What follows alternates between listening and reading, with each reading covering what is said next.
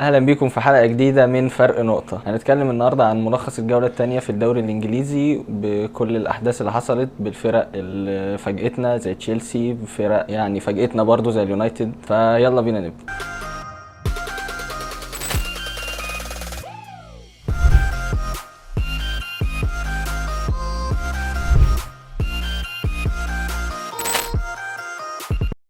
نبدأ بأول ماتشات الجولة، مانشستر يونايتد وبرايتون. البداية مع مانشستر يونايتد. مانشستر يونايتد بدأ الشوط الأول يعتبر مفيش أي فرص، تشكيل تنهاج مش موفق، تشكيل فيه عند شوية زي ما عمل في الجولة الأولى، المفروض تتعلم الجولة التانية، ولكن هو فضل مصمم يلعب بماونت وبرونو فرنانديز، مفيش سترايكر. الماتش اللي فات لما نزل زيركزي شفنا خطورة. الماتش ده زيركزي نزل متأخر، كان خلاص الماتش يعتبر هرب منه. من مساوئ ان هو ما بدأش بمهاجم، ان هم يجوا يطلعوا بالكرة الطويلة على الوينج بيلعبها في العمق، ما بيلاقيش حد يسند عليه، فبالتالي الكرة بتضيع او بتروح تاني للفريق اللي قدامهم اللي هو برايتون. اوقات كتيرة كنا بنشوف ال11 بتوع اليونايتد في نص ملعبهم بسبب ضغط برايتون. مع الهدف الاول لبرايتون شفنا راشفورد بيضم كسترايكر وبرونو بيتحول لوينج شمال. تخيل انت بتلعب ببرونو شمال واماد ديالو يمين. اماد ديالو اللي كان عنده حالة وفاة قبل الماتش وما كانش مركز، جاب جون ديفليكشن، معرفش اتحسب له ليه، بس ايا كان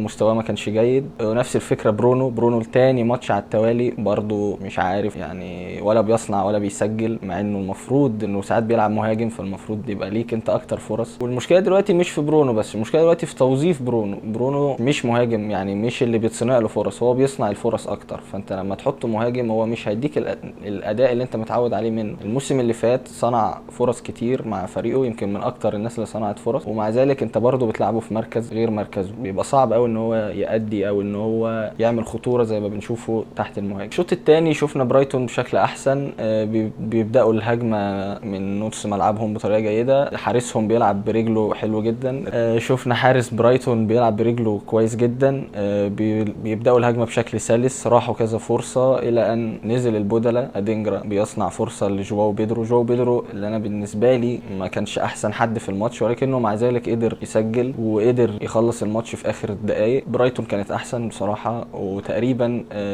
دي اول مره برايتون تكسب على مانشستر يونايتد من 11 سنه على ارض ملعب برايتون. نروح بعد كده لماتش مانشستر سيتي وإبسويتش اللي ارتكب خطا فادح في انه سجل هدف، حرفيا زغدته في قلبه. ليه؟ اول ما الجون جه بعديها بيجي دقيقتين تقريبا ضربه جزاء بغلطه من مدافع إبسويتش، ما اعرفش دخل شال الواد سافيو كده ليه، قتله حرفيا. جون بعديه الحارس افتكر نفسه خلاص كده اخدوا الماتش، طالع يلعب لحد بره منطقه الجزاء، ضغط عليه الكره لدي بروين، جون تاني. بعد كده خلاص الماتش كله راح للسيتي، مفيش حاجه نتكلم عليها كتير زي ما قلنا يعني في الحلقات اللي فاتت. الماتش ده يبقى مهرجان اهداف، هالاند هاتريك، دي بروين جاب جون، بروين يجيب جون، وكره في العارضه كانت حلوه قوي بصراحه. دي بروين بادئ الموسم بفورمه كويسه بعد اليورو، من بعد اصابته لا راجع فايق، عامل خطوره طبعا يعني. دي بروين محدش يقدر يتكلم عليه. كره تانية برضو ريكو لويس واقف لوحده، الجون شبه فاضي، شاط بعزم ما عنده، حط باور جامد قوي، باور اوفر في العارضه بدون داعي يعني، كان ممكن عادي جون، واللي اعتمد عليك في الفانتزي مثلا تتحسب له النقط دي. ما علينا، الماتش ما فيهوش كلام كتير طبعا، السيتي تستحق، والسيتي قتلت الماتش من بعد دقيقتين ما دخل فيها جون. نروح للماتش اللي بعد كده اللي كان وان سايد جيم، توتنهام وايفرتون. توتنهام مسكت الماتش كله 4 لا شيء كده يعني، حاجه يعني اكنها تمرينه. ايفرتون انا مش هتكلم، زي ما اتكلمنا في الحلقات اللي فاتت، سون في العمق، ادي اول ماتش سون بدأوا في العمق بسبب اصابه سولانكي، هو ما كانش في العمق الا لو سولانكي اتصاب. سون يعني جونين وصنع هدف تقريبا. بيسوما رجع بعد مشكلته مع المدرب، كان متعاقب ورجع دلوقتي بيثبت نفسه. بيسوما بيسجل هدف جميل جدا بصناعه من كولوسوفسكي اللي رقص 2 في المنطقه وريح حاله، شوطه جميله جدا في المقص، بيعود وبيثبت نفسه في الفريق. ويعني اعتقد انه ما ينفعش يقعد تاني دكه او يبقى خارج القايمه، عمل حاجه غلط تعاقب، ودي اهو رجع وبيثبت نفسه. ماديسون وروميرو، قلناها في الحلقه اللي فاتت ان ماديسون اي كورنر بيريحها على دماغ روميرو، وشفناها في الجون الثالث، الكوره يعني متفصله لروميرو، حطها من غير اصلا حتى ما مدافع يعترضه على طول. الجون الرابع فان ديفين فكرنا كده بكاليفيوري لما كان في اليورو قدام كرواتيا، اخذ الكوره راح بيها، عدى نص الملعب، شاف سون بصها له، سون بيجيب الجون الجون الثاني ليه والرابع في الماتش. مباراه يعني مفيش كلام كتير قوي عليها، بس ايفرتون ان شاء الله هيهبطوا ان شاء الله. مفيش ولا لاعب فيهم جيد، حتى مش هقول كويس، جيد. حتى بيكفورد اللي مخلص اليورو كويس ما شفناهوش خالص، حتى تسبب في الجون الثاني لتوتنهام. سون جري عليه اخدها منه كأنه يعني هو استلم الكوره اكنها ثلاجه، معرفش، استلامه طويله قوي، طولها في رجله كتير. سون ضغط اخد الكوره يجيب الجون الاول ليه. نروح بعد كده الماتش ويست هام وكريستال بالاس. البدايه الشوط الاول فرص قليله جدا، يعني يمكن اللي شفناهم شويه في صناعه او بيحاولوا يروحوا على الجون. قدوس وايزي. ايزي عمل كذا فرصه، كره في العارضه، انفراد اريولا يشيله. قدوس مجهود فردي رائع، لو كان معاه مهاجم محترم. ميكيل انطونيو يعني اثبت لتاني مره على التوالي غبائه التكتيكي. حاجه كده، انا قوي بس مفيش كوره، مفيش حاجه، مش عارف هو بيلعب اساسي كل ده ازاي اصلا. يعني انا شايف اصلا ان هو لو طلع ميكيل انطونيو ونزل قدوس مهاجم ولعب بوين وسمرفيل وبكيتا في النص تحت قدوس، هتبقى احسن بكتير، هيبقى في صناعه اكتر. يعني حتى لو ميكيل انطونيو قعد دكه وفولكروج يبدا اساسي، هيبقى احسن بكتير من انه يفضل يلعب بميكيل انطونيو. نروح لكريستال بالاس. كريستال بالاس محتاجين لسه بديل جيد لميكيل اوليسيه. شفنا بدا الماتش ده بادواردو بدل كامادا ما بداش اساسي. اعتقد ان ادواردو مش حل جيد خالص. اسماعيل صار لو رجع لايام واتفورد من كام سنه اعتقد هيبقى احسن بكتير، بيجيد اللعب وسريع ويشوط وبيخلص قدام الجون. يعني لو شفنا كريستال بالاس بدات بماتيتا واسماعيل صار وايز اعتقد هتبقى احسن بكتير، وهنشوف ثلاثي ناري زي اخر الموسم اللي فات مع المدرب الجديد بتاعه. ممكن اسماعيل صار يبقى احسن حل لغياب ميكيل اوليسي. الناحيه الثانيه ويست هام خلاص بيساكا بدا معاهم، ما بداش الماتش ده بس نزل كبديل. ابديت رائع ليهم، ما بيترقصش بسهوله، ماسك نفسه شويه في الدفاع. اعتقد بيساكا لو بدا هيبقى احسن من سوفال. بيساكا الجون الاول يعتبر جه بسببه، واخد الكوره راح هو اللي بدا الهجمه، والجون الاول بيجي عن طريق سوتشيك اللي رجع تاني يخش في العمق، طويل القامه، اي كره عاليه شبه بتاعته بيقدر يحرز هدف. بيروح يحتفل يلاقي الاعلانات وقعت على البول بوي بتاع الفريق، بيساعدوه بيشيلوا الاعلان من عليه. وبنرجع الماتش ويست هام بتروح على الجون تاني، بتقدر تحرز هدف تاني. بنشوف بوين بيقدر يحرز هدف تاني. بوين اللي محتاج جون زي ده عشان يرجع يفوق شويه.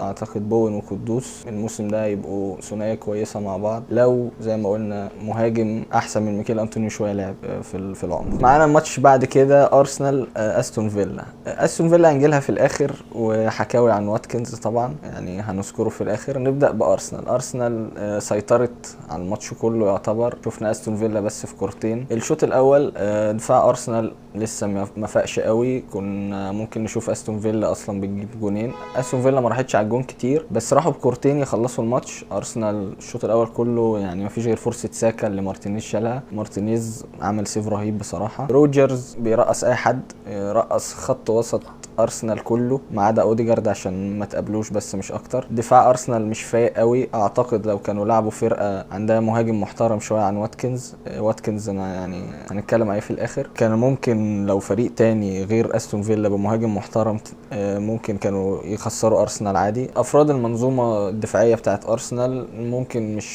مش احسن حاجه، لسه مش فايقين. جابريال غلط في كوره كانت ممكن تؤدي الى جون لو كان في مهاجم محترم بيشوطها. واتكنز يعني جات له الكوره فكرنا بجرناتشو في الماتش الاول قدام فولهام، قام شايطها كده يعني مش عارف ايه ده، مش عارف شاطها ايه القاوي، حاجه مش هينفع اشتم عشان حمامي قال لي ما تشتمش. بعد كده بنروح الشوط الثاني. البودلة بيشاركوا، تروسارد بينزل بيسجل هدف، بيحتفل وهو متضايق كده، يمكن عشان متضايق من مشاركته القليله. وبصراحه عنده حق في ان انت جابريال مارتينيلي اللي يعني مش عارف هو امتى ارتيتا هيقتنع ان هو خلاص يعني ولا بيسجل ولا بيصنع ولا حتى بيرقص مع انه برازيلي. اعتقد الفترات الجايه هنشوف تروسارد بيلعب اساسي على مارتينيلي، لان مارتينيلي لحد دلوقتي مستواه مش احسن حاجه. ساكا برضو مستواه مش احسن حاجه، شفناه الجوله الاولى صنع هدف وسجل هدف، ولكن الماتش ده مش فايق للدرجه. يمكن هي كوره بس الشوط الاول اللي مارتينيز شالها دي، كوره تانية كان عايز يرقص مارتينيز ضيعها. في الاجمالي صنع هدف لتوماس بارتي، يعني مش احسن مستويات ساكا بس مع ذلك قدر يصنع. نروح لديفيد رايا تاني ماتش على التوالي بيصد حاجات عجيبه. كوره زي ما قلنا جت في العارضه قام شايلها تاني مره من واتكنز يعني يعني ان شاء الله يعتزل. عمل موسم يقال عليه جيد الموسم اللي فات. الموسم ده بادئ بدايه زي النيله. احمد الصعيدي مع الاسماعيلي. نروح بعد كده للماتش اللي كان مفاجاه ليا انا شخصيا،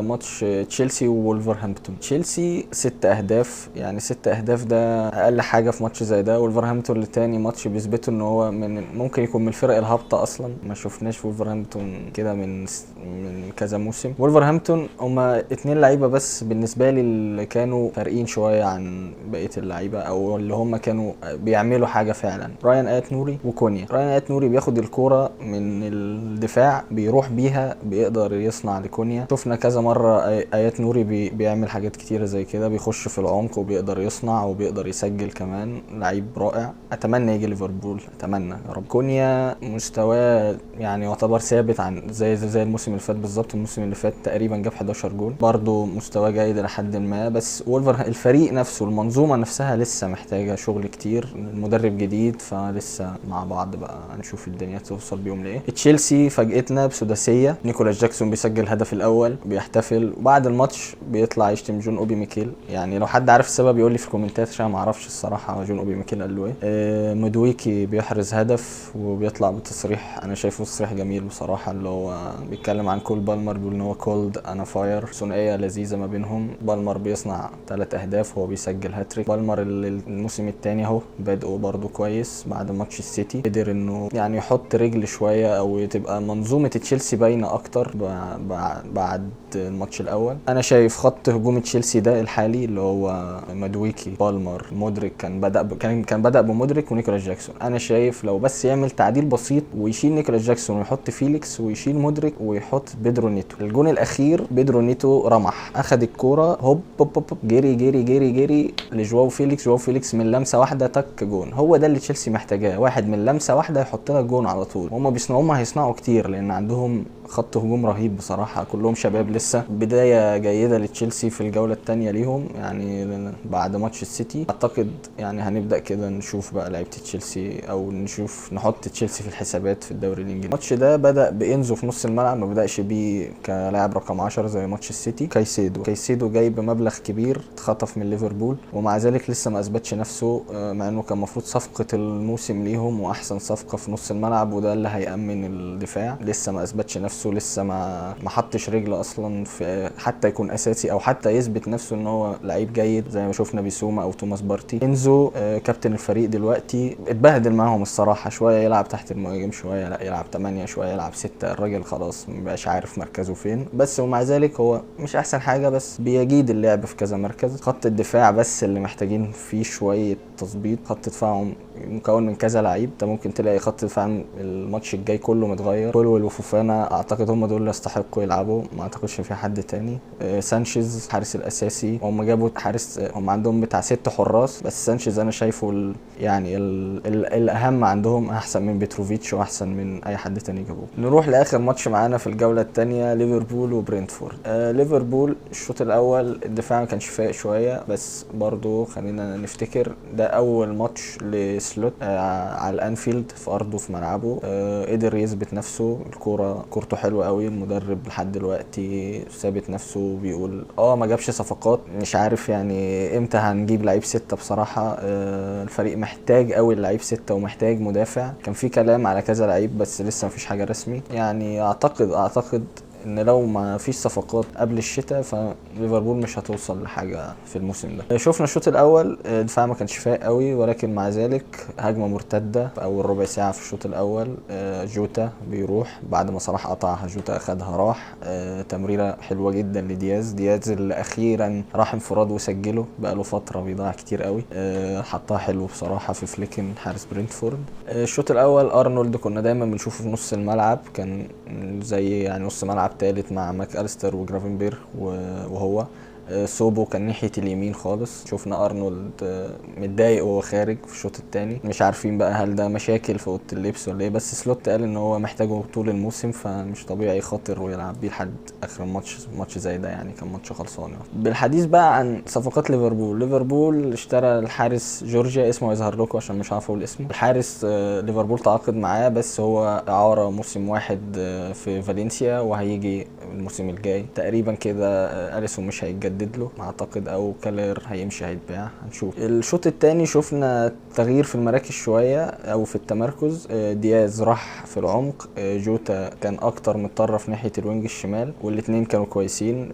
جوتا برضو تاني مره بيصنع هدف لصلاح. الماتش اللي فات صلاح صنع له، الماتش ده جوتا هو اللي بيصنع لصلاح. صلاح اللي بعد الجون ده بيبقى مساهم في 128 جون في 128 ماتش على ملعب الانفيلد. ايجيبشن كينج، صورته ورايا هنا هتشوفوه. يعني محتاجين نتكلم عن صلاح. حط الكرة، هي دي جون صلاح، ياخد الكرة بشماله هوب على طول، شكرا جون. كده ليفربول بقى واحد من الاربع فرق اللي حققوا الفوز اول ماتشين العلامة الكاملة مع ارسنال، سيتي، برايتون. وان شاء الله ليفربول لو عمل صفقات في لاعب رقم 6 او في مركز الدفاع ممكن نلاقيه بينافس على الدوري زي ما شفنا السنة اللي فاتت. وبس دي كانت نهاية جولتنا. الجولة كانت فيها جوان كتير وشوفنا مفاجآت وشوفنا لعيبة بتتألق. استنوا الجولة الجاية هنتكلم عن ليفربول اكتر بعد ماتش مانشستر يونايتد. يعني هنشوف لو كسبت هسيب التيشيرت متعلق، لو خسرت هتلاقوني حطه في اي حتة تانية. بس دي كانت نهاية حلقتنا. كان معاكم محمد ايمن. متنسوش تعملوا لايك، شير، سبسكرايب. اشوفكم الحلقات الجاية.